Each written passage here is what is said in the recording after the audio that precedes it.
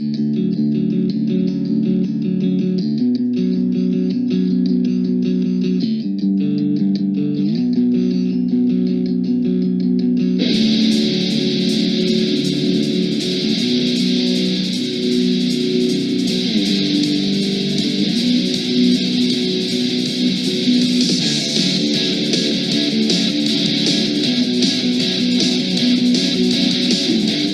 now, ladies and gentlemen, it is time for the GT More Than Just Sales podcast.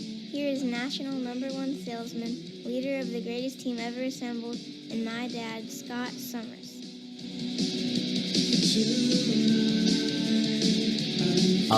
Yeah. Woohoo! Yes.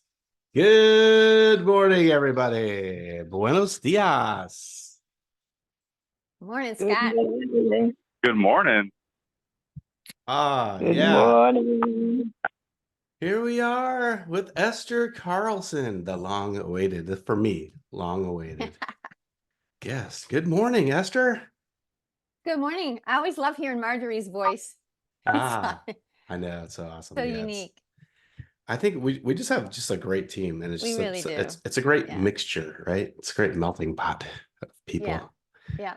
I love it. Wow. Well, gosh, well, what a ride it's been. We just got back from a huge conference in Denver last week, and got lots of hugs and association, and that was a lot of fun, right?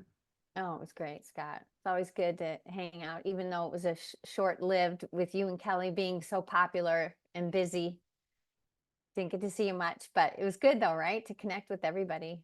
Oh no, yeah. Well, made it home safe. It was weird because I couldn't sleep last night. I'm a fan of a West Coast team, if you can't tell. It's football season here, but you're on YouTube. But couldn't sleep last night, and it's been a while, Esther. But I used to call you when I had these issues. It's like I remember calling you one time, and I'm like, I grind my teeth at night or clench or something like that. And you're like, oh well, you need to rub your temples and Take some magnesium. and magnesium, right? It's like you had something for that. It's like it's like you're my well, these days you call it a hack, right? You're kind of like my medical hack person, Yeah, Brett Diamond calls it biohack. Biohack, right? Yeah. Yeah.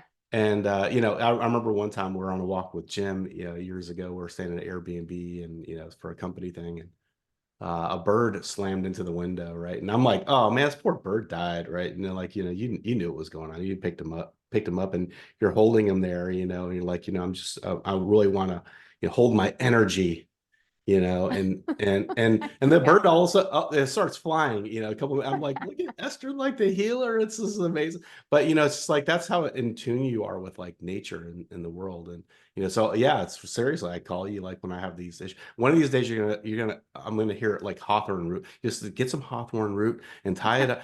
No, I'm just kidding. I'm waiting for that prescription. But no, but where'd that come from?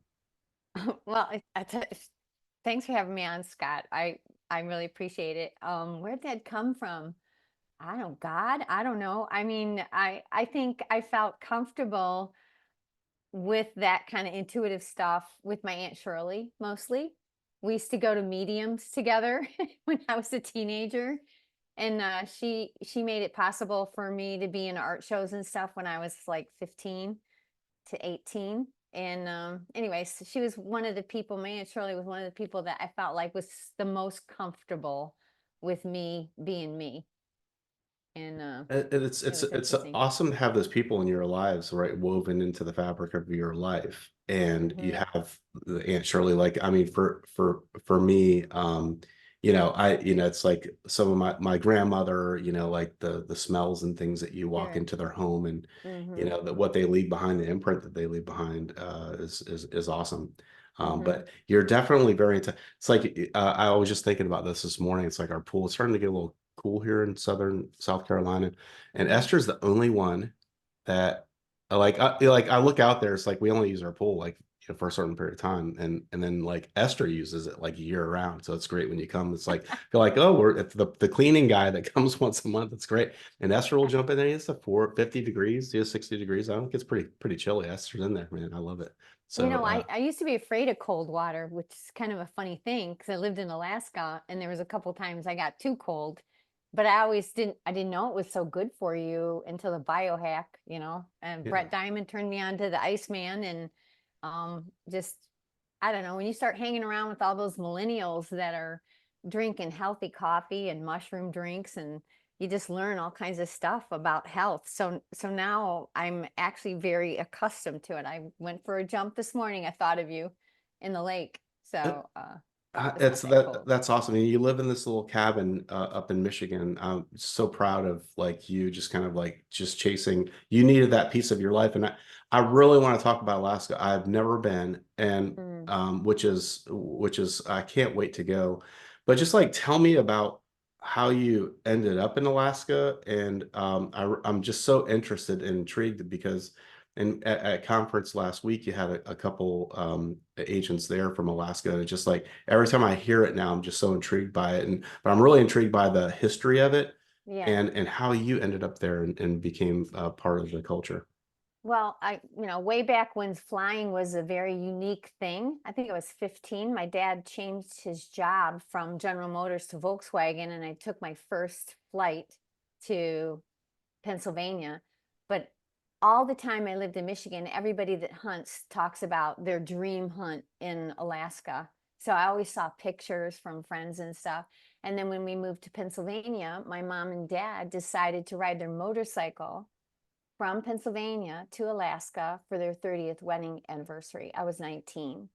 And I was mad they were leaving me behind because I wanted to go with them, but they were on a motorcycle. Anyways, and then that's when I found out that they actually drove a 52 Chevy up the Alaskan highway for their honeymoon, and they almost ended up living there. So I had never seen mountains before. They came back with all these pictures, and I was like, oh my God. Banff and Jasper, as you went on that trip, right? So that's how I got the bug.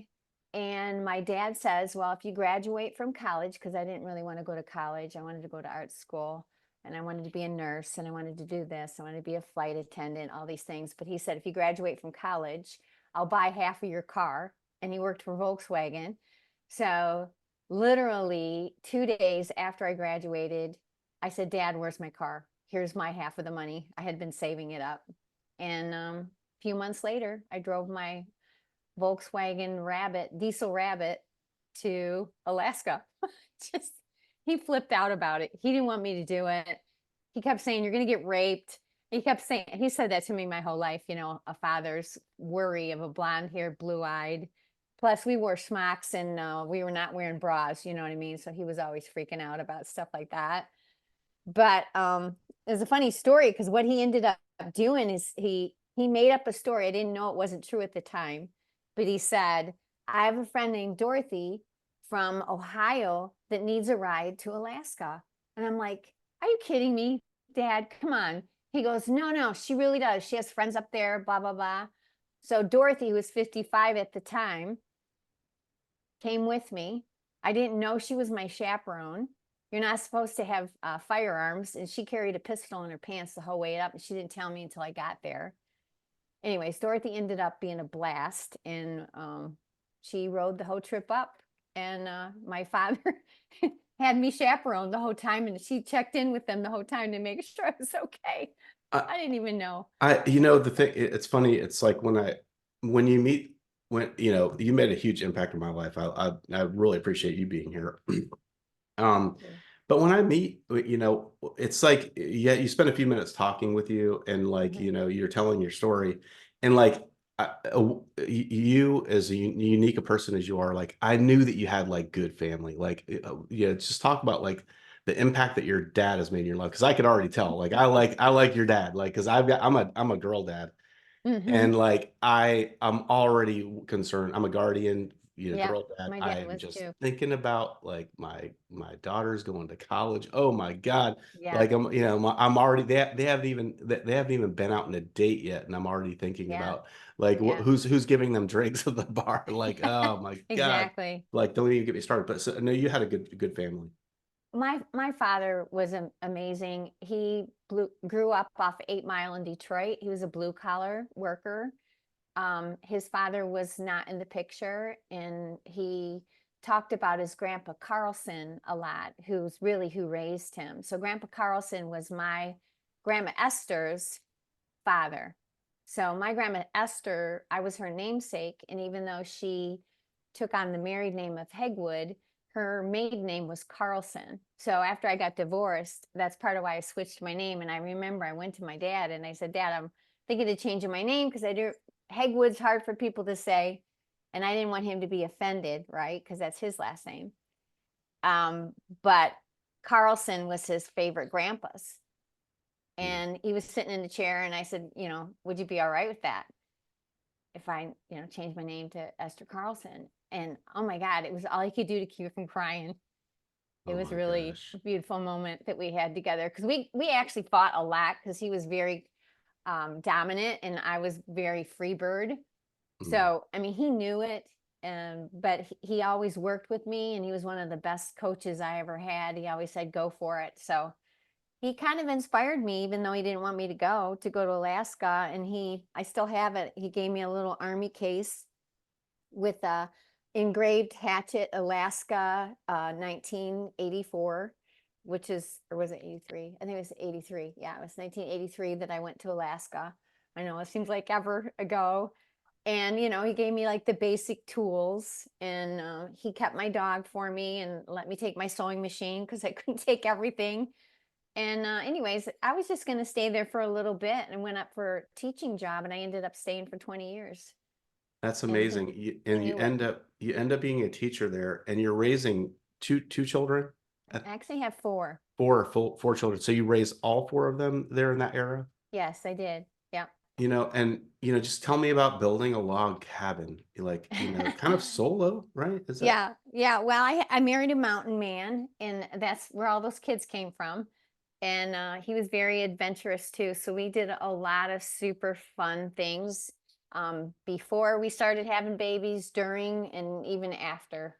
And I'm sorry to interrupt because Yeah, that's okay. was that the bike ride from Alaska to? Yeah, well, I always told my mom I didn't want to get married, and I liked hanging out with him, but I still didn't want to get married. And Mom and Dad didn't like that because they were very traditional.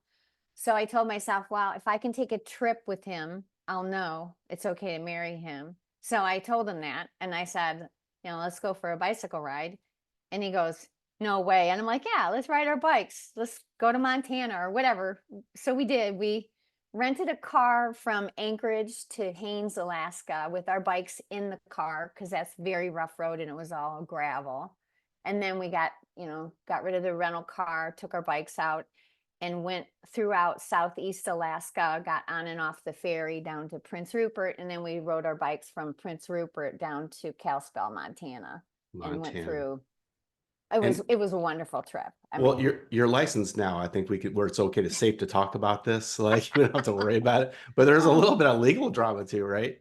Oh yeah, totally. There was a lot of stuff we didn't expect, but the main thing is after you get through the first week, you want to get on your bike. You can't wait to get on your bike. And that was before all the electric bikes too. So we pumped up those hills. We didn't have an electric bike up the hills.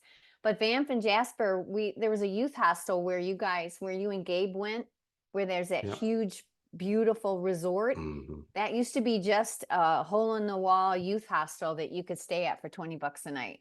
And you could walk up to the water. So I actually have been there, but it was a long time ago. It doesn't seem like it was that long ago, but it was. So yeah, Dad inspired a lot of that. And so did my mother. And because I was a painter, I used to paint from their pictures. So I wanted to see mountains, and once I saw them, I didn't want to leave them. I love it. Yeah, I've got one of your originals hanging up in my home. So yeah, I'm sorry to sidetrack you there. So you're there in Alaska building a log cabin. Like, what was that like? Oh yeah, that's right. You asked me about that. I was pregnant, so I was stressing out. I wanted to live on the river, and we got a really good deal. Bought a river lot overlooking the Chugach Mountains, but there was only like a shack. Literally, it was a shed, but it had heat, and it didn't really have plumbing. So we created our own septic, and from that, it was like 11 by 16 building.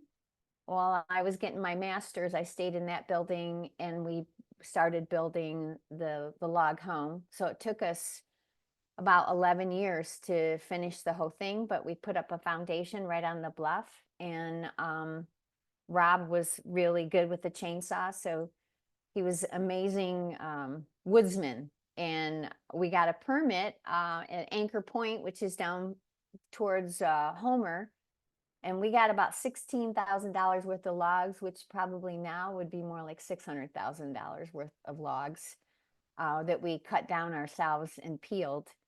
And we had a friend that owned a gravel pit, Mercus. He was an awesome guy, old guy, and he said, you can use my gravel pit to dry the logs. So we brought all the logs to the gravel pit, peeled them while I was pregnant, and had a few babies in between finishing it off, and we had a smaller house we lived in until the log home was built.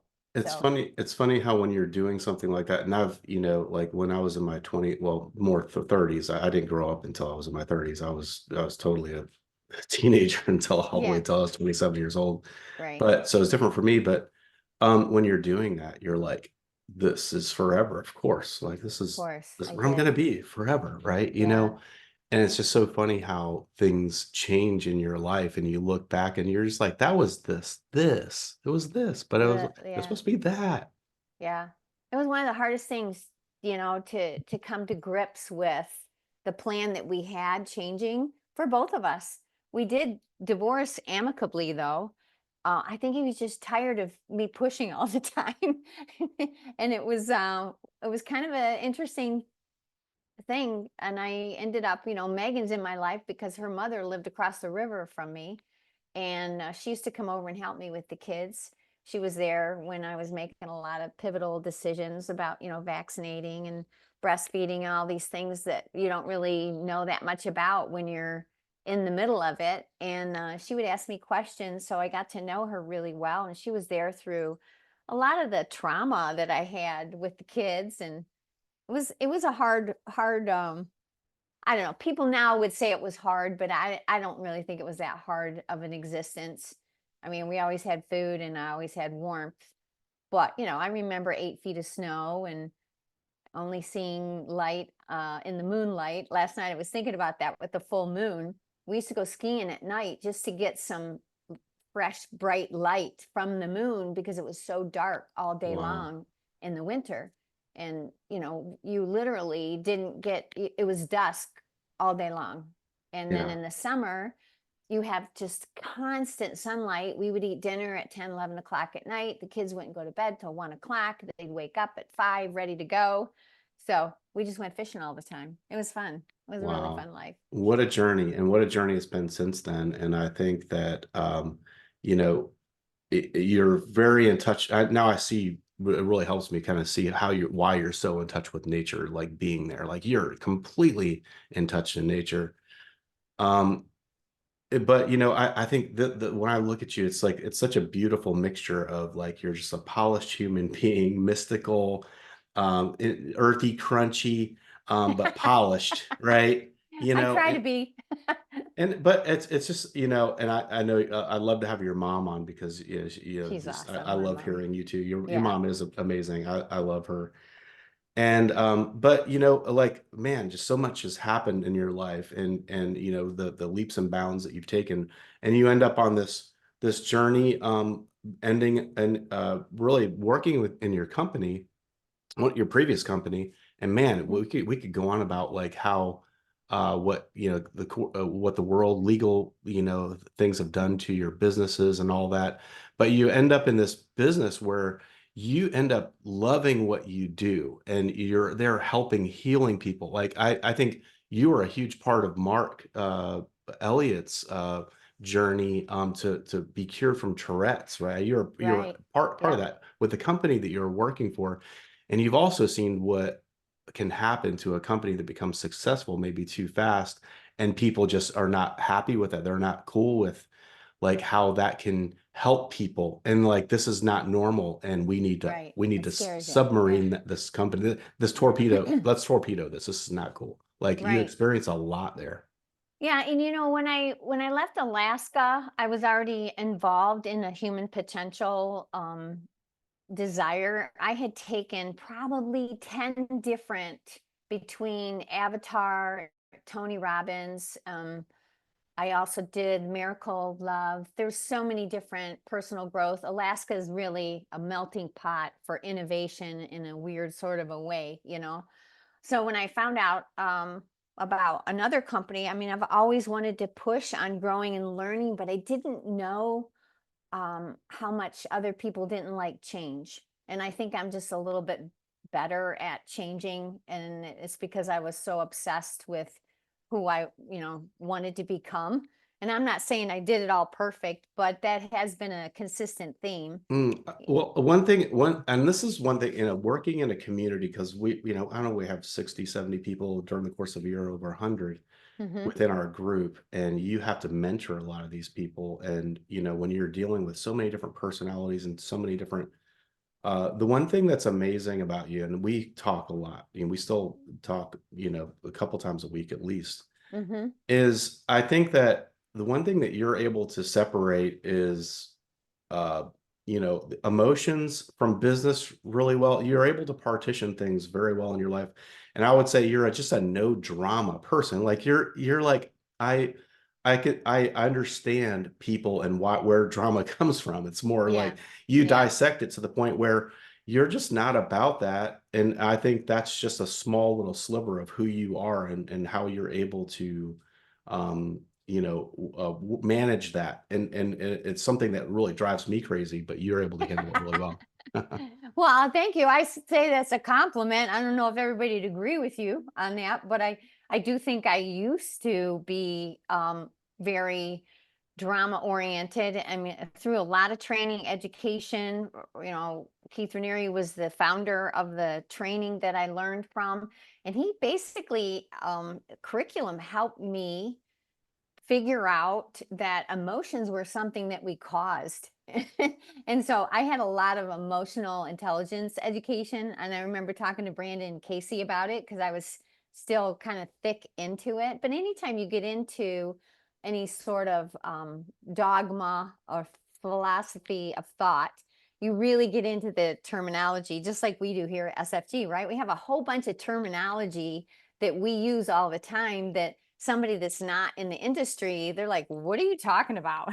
Especially like if you talk to Brett about advanced markets, Bruce lingo, totally different language. So we had a similar thing for emotions. And it was a beautiful thing because just like you have a liver and a heart and lungs in your body, that's different component of your physical body. You have emotions in your physical body that with thought and viscera bring about an emotion. So we talked about emotions all the time to the point where it was exhausting. And I still aspire to be responsible for the emotions I create, but it's really a big part of the human existence that people don't talk about. And boy, there's no better place than insurance to Yeah. really understand how emotional the experience is, to talk about death, right? Or Yeah. to talk about what's going to happen when you die. It's very noble to abstract into the future, to think about, okay, you're not going to be here forever. Not one person listening to this is going to be here forever in this physical form, So I don't know. I Yeah. just got used to talking about it all the time, and I kind of enjoy it too. So is that, and did you meet Jim before ESP, Executive ESP? Success Programs, was the name of the program. No, I met him in that training, You met him in the and training. we were both freshly divorced, Hmm. and just like in any personal growth training, you talk about what's going on that you have emotional reactions to. So we were friends for a long time, talking about some of the drama that we've been through. And yeah, there he is. And Jim was one of the sweetest men ever. People loved him. Everybody felt really safe with him. But the thing that a lot of people didn't know about Jim was he was super honorable. Like he really understood honor and aspired to be a man of his word. And, he would laugh at me or, joke around with me because I'd say, "Hey, let's do this." And he goes, "Esther, are you serious? Or are you just having an experience about what you want to do?" Anyway, so we kind of played around a lot with the male female role and how women see and experience things so differently than men. Mhm. And I Yeah. really miss those conversations with him. Yeah. Well, and just like your emotional training, like I'll never forget Jim was such woven into the fabric here and really was instrumental in so many things, like the Yeah, relationships. He was kind of the glue that held things together a lot. totally. You Yeah. and your relationships, I mean, such an important vital part. Like everyone saw you on the billboard really when they came to your growth and your agency, but Jim was really there, part of it every step of the way. But I remember the call. I remember where I was sitting. I remember, the day that you called me and told me that he was gone, and I just, it didn't settle in. It took hours, maybe a couple of days for it to really kind of settle in, and I didn't believe it. I didn't want to believe it. But anyway, that was tough, and battling through that, And I remember Kevin calling me and like, we were just having just a random conversation. My mentor called me later and just said, "Hey, we're talking about you and your business, and it's going to take a while for you to get on your feet." And I said, "Well, the impact of Jim being gone is like it's you don't know Steve Jobs' Mm-hmm. counterpart, his friends, right? The Right. people around him that helped him get to where he was." And I was like, "There's some really important people, right? They're Yeah. they're Yeah. John Lennon was a huge part of the Beatles, right?" Right. And Right. and so I don't think anybody really understood the magnitude of what Yeah, that we what certainly that could do, didn't. right? Yeah. I think I remember being really glad I had a team. I mean, my team was there for me totally. Mhm. I don't know what I would have done without Helen and Justin and Linda. They all knew Jim very well. Helen in particular, because she was my admin and she would come to my house every day. She got to know Jim and I really well. And her and Justin just took care of so much while I was in Mexico trying to sort it out. So logistics wise, just that alone, because you're kind of in shock. And I actually didn't realize until probably the last few months, Scott, how much it affected me and my business. It's like when you're in it, you're in it. Everybody handles grieving differently, and you just don't even realize how to adjust because the person was there and then the person's gone. And anyways, it was a beautiful testimony to who he was as a person too, that everybody was willing, even people globally came and flew in to Chihuahua to assist me. Justin and Sam were always available on the phone and got somebody to help me translate and flew Abby up to help me with translation when he was sick because I don't know how to speak Spanish. And, Alberto is also here in great part to Jimmy, and Yeah. they were good friends. He's a new agent that's getting licensed. So you just don't, like you say, Scott, you don't know how your life's going to evolve. And I think what I've learned is everybody's doing the best they can all the time. And you Yeah. really don't know what it's like to be in somebody else's life. You just can't. Yeah. All you can do is really have compassion for your own life.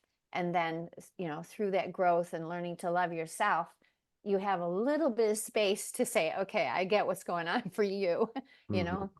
You learn a So, lot about yourself after something like this. Yeah, yeah. but yeah, I remember walking into the kitchen saying I might be flying to South Texas. Like, I Right. remember having that Yeah. conversation with you. I'm like, "Hey, do you need help?" And thank God for, mainly Justin, really kind of He coming was to the rescue amazing. there. Yeah. And yeah, speaking of that, like the glue that bonds everything together, like you experience some, like you don't realize the role that people play, and then all of a sudden now you're gonna have to put on different hats here. Like, hey, my partner is Totally. gone. Hmm. I've got to put this hat in this hat. You had to grow a lot, and people don't realize what you have to go through. So Yeah. When you have a man that's got your back all the time, you have so much freedom to explore and experience a new way that you can be, because they're like Chris Stapleton says, I'll be your parachute, you know? And Jimmy he was my parachute. And that's like a real thing for men and women. And it's a beautiful thing. But I had to learn to trust too other men. I mean, when you and Kevin came to the funeral, that was like huge for me.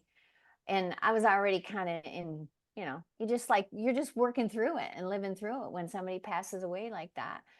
But, you know, on the other hand, I also think life is beautiful and you got to roll with where it takes you. It's like a raging river. There's turbulence and there's, you know, rapids, and then there's really calm spots. And all I know is the river doesn't stop until it does. And Well, it's a good analogy.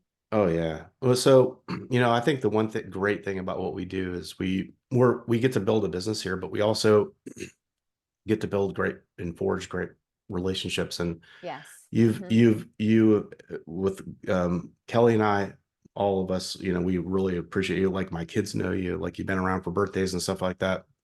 And just kind of rewind and you went to, like people don't realize this, like you're one of the probably 30 different 125. So like you're one step away from the top contract in our group. So that's that says a lot.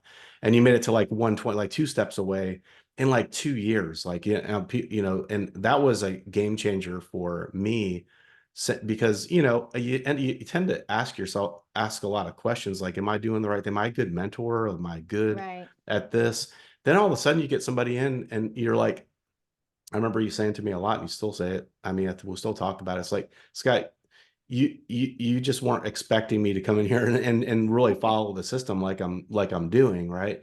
And I took you took me by surprise. I'm like, okay, well, I'm like, when am I finally going to find that type of person?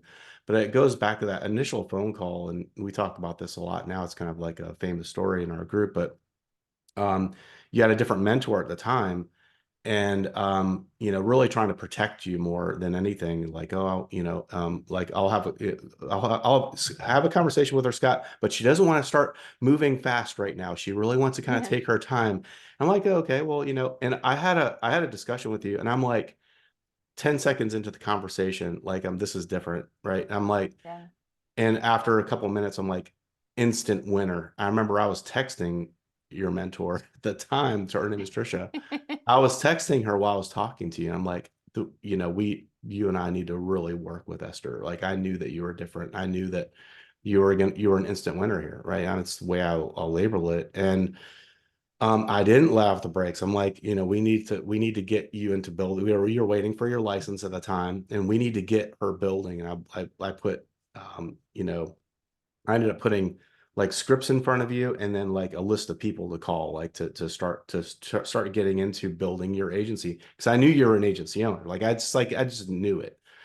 But I think that at that point in your life, you're like, you just had a company. It's either we end up here because your company failed you or you failed your company, right? Right. And One or the other. Yep. and it was the first for you. It's like, you loved what you were doing, and you're here, and you're just kind of like, you had different options. You had paths in front of you. You had a fork in the road, and you're just like, hey, okay. And I remember getting off the phone. I was like, you don't realize I was screaming inside when you're like, yeah, I'm still kind of have these paths. Maybe I might do real estate. And I'm like, no, right? I'm Yeah, like, you handled that so well. It's yeah, funny because last night I was talking to my friend who are realtors, and they came to me and said, Esther, how do you scale your business? Because they're struggling in their business to scale it. And I thought, wow, that's so interesting, because I was going to do what they're doing. I'm so glad I didn't. And, really tribute to Linda when she said insurance is a stable industry. I had a huge perspective shift on my bad attitude about Ned Ryan type insurance salespeople, right? And I knew I was in the right place when you sent me over that little clip of the movie with Bill Murray. Yeah. And I laughed so hard. Ned I was like, Ryerson. oh my God, Scott's perfect for me. I'm going to be fine. Everything's going to be fine, you know? And Yes. really, Jimmy was the one that kept saying, Esther, you got to do insurance. I'm like, no, I'm not. I know I don't know what I do, but I know I don't want to do insurance. I was so resistant. But every way I turned, it was insurance, insurance, insurance, because I had no idea it would provide such freedom, not just freedom externally in your ability to earn an income that's not capped, which I think is unique to SFG, you know, but also freedom internally for me to just really become who I want to be. And I have had a history of maxing out wherever I went, where I would push on the envelope. Even when I was a teacher, I had a principal say, you know, you're the kind of teacher principals are afraid of. And he was complimenting me because I brought geography to the curriculum, and I did a bunch of other innovative things just because I didn't want the kids to be bored. And I didn't want to be bored, you know. I didn't Mhm. know that I was being that different, and I still don't sometimes. So anyways, Yeah. it's great to be here. I'm It's super happy to be here. yeah. So at that moment, like inside, I'm like screaming, no. And I'm like, and I remember just having a conversation. And we had, I don't know, maybe 10, 15 minutes of conversation. And I'm just like, oh, okay, hold on. And maybe it's the first or second I think it's the first conversation, but I'm like, Uh-huh. Esther, what do you want? Yeah. And I think that you That helped paused. me. You paused for about a good 20, 30 seconds. I'm like, what is she gonna say? Yeah, well, it really was the question I needed somebody to ask me because I wasn't asking myself.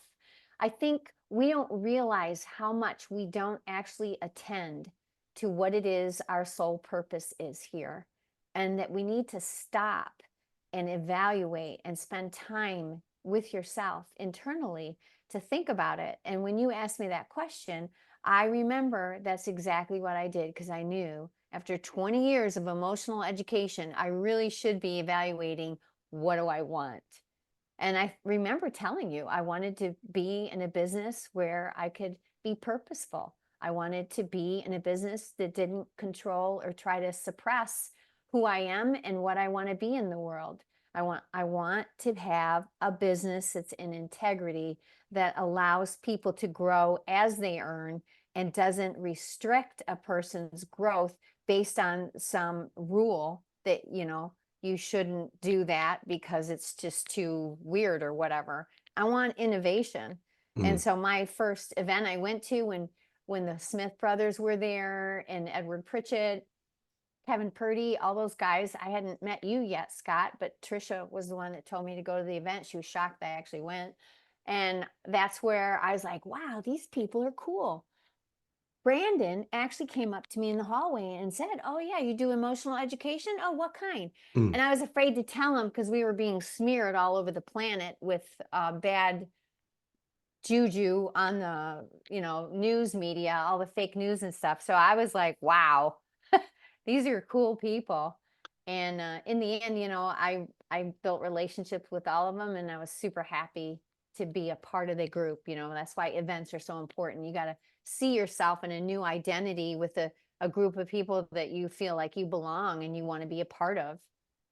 Here's something in a way, and this is like I think how you build your agency, right? It's like you have to kind of let people go, right?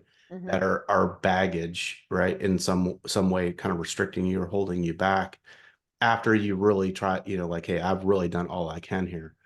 Mm-hmm. And I think that's the one thing about you. It's like I'm not gonna associate or try to build an agency with the wrong person because and I know you've turned people away many times. I know you've done that with Kevin, our mentor, Mm-hmm. and me. And you know, you're like, yeah, not a good fit for my team. You know, not for a good fit for what I want to do because you realize that this is kind of like a way of life, like you've been talking about here. But I'm going to draw a parallel, right? I'm going to take Esther with her blue jeans and flannel jacket on, you know, and you have the kids in the car.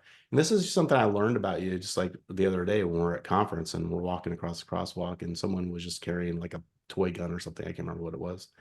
They were like hunting or something like that. It was, you know, And I'm like, how many moose did you kill or deer or something? You're like, I never shot at one of those, for food, but I had to kill one time, because it got hit by a car.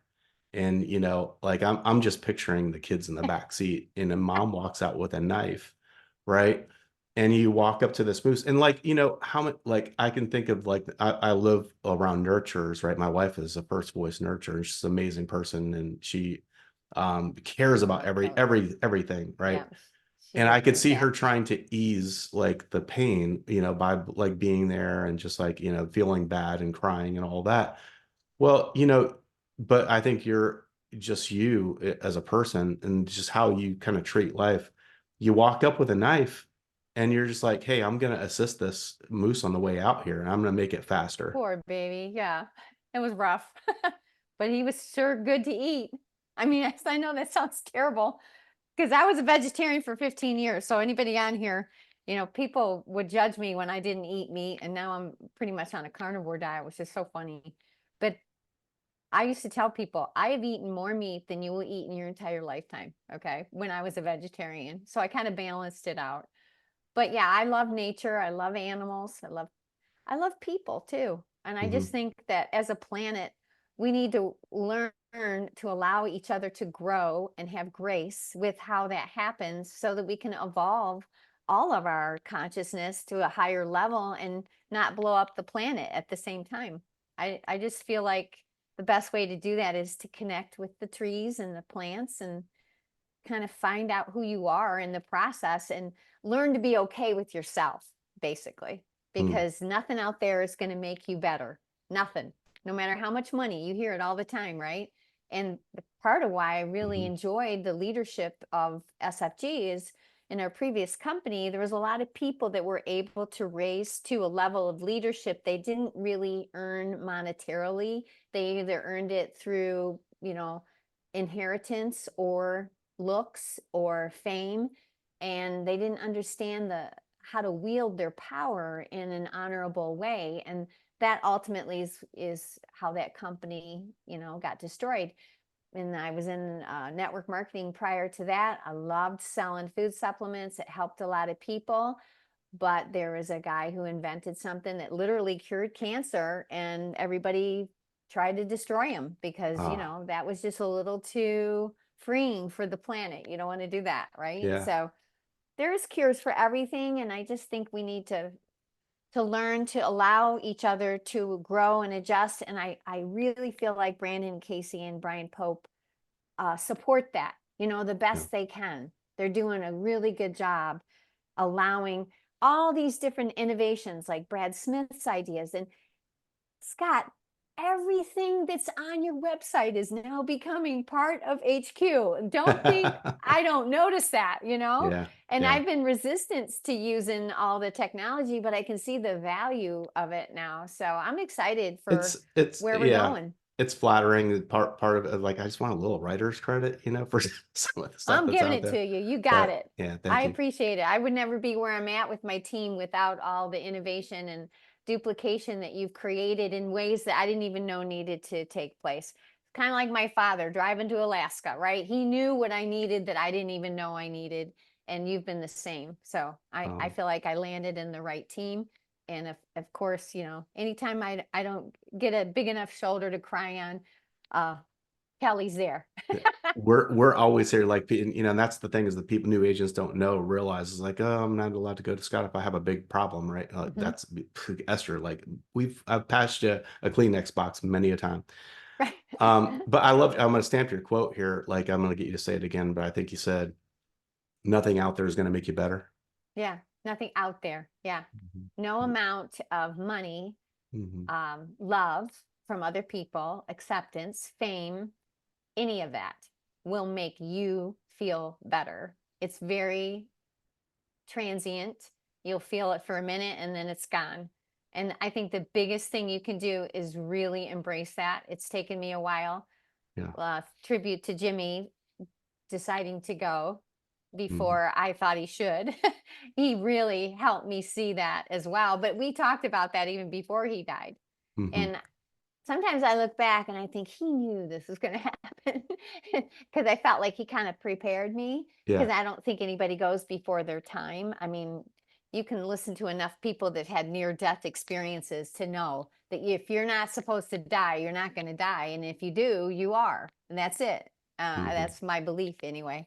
So I think I really feel like I'm in a good place now Yeah. to be direct to the company. And I feel good about the influence Meredith has had. I feel like there's a space for the kind of person I want to be Mhm. within that leadership of the company. And so it's just inevitable. It's just a matter of time finding the right people. I just love it because it get the idea of you getting the recognition that you really deserve, and I really am looking forward to that. And there's many other people on our team that I'm searching for, want them to search for that. But It's, yeah. I'm just gonna say I don't. I think I always wanted attention and I always wanted to be special. And I realized that's not why I want to do it now. Clearly, because there's a certain amount of work and maturity, right? Mhm. Brian Williamson's levels of maturity blew my mind. I'm like, oh, I need to grow up. Yeah. But I just feel like it's my responsibility to be a role model. Like, how many people will do it because I did? That's Mhm. where I'm focused on. And that helps me when I don't feel like doing it, because I don't feel motivated for the attention anymore or to be special.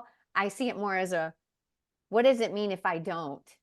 You Right. know, Well, we're a self-improvement company, I think that totally. does insurance and financial services. But Right. so here you are, and here is top contract. There's only there's less than 50 people that are out of 5,000, Yeah. 6,000 that are there.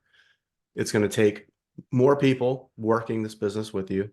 Who are you looking for? Really, like, here I am. I'm Esther. I want to be part of you're amazing. I want to be part of your team. I'm so What happy do you I need to asked be? that. Yeah. Yeah, because I actually wrote it out the other day. Mhm. I'm actually visualizing myself as an agency owner working to be an agency director.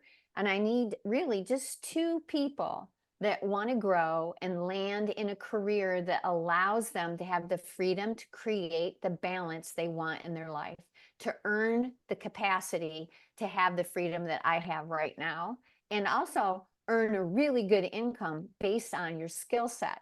Women that can juggle a large family, or that a man that's been a contractor that juggles a whole bunch of different things at the same time. This is a juggling act, and you got to know where to put your energy and where to withdraw your energy, so you utilize, the most efficient use of your Mhm. time.